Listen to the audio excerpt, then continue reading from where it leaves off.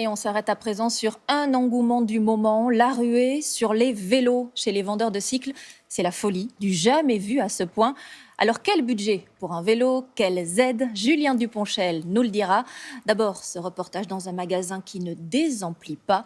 Dorothée Lachaud, Corentin Fouchard et Vincent Pifto. Depuis la réouverture de cette boutique, pas de répit.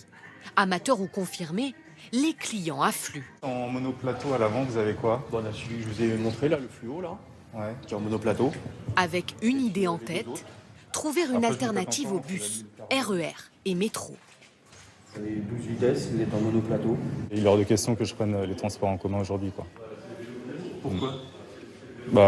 Pour limiter les risques de contamination, tout simplement, quoi. Vous verriez prendre le métro maintenant? Je prenais très peu et clairement j'essaie d'éviter pour éviter finalement trop de contact avec trop de monde.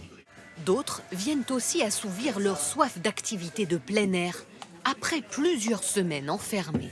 Pour notre fille, pour l'amener à l'école et pour Marie qui va travailler à Saint-Denis. Puis aussi, c'est peut-être plus sympa de faire du vélo et reprendre une activité physique. Résultat, les ventes du magasin ont triplé ces derniers jours. Du jamais vu ici. On est un peu surpris parce que le prix moyen chez Culture Vélo il est quand même élevé. Et d'habitude, il y a toujours des discussions, les gens viennent, se renseignent, repartent. Depuis une semaine, c'est pas le cas du tout. Il y a la queue devant le magasin et les gens repartent avec un vélo systématiquement. La problématique du gérant concerne désormais l'approvisionnement de son stock.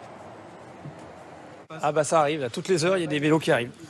Vous les attendiez, il était temps qu'ils arrivent? C'est un peu des produits frais. Voilà. Car sur les 25 livrés aujourd'hui, 17 sont déjà vendus. Une envie de pédaler qui pourrait se généraliser. L'an dernier, les Français ont acheté près de 2 700 000 vélos.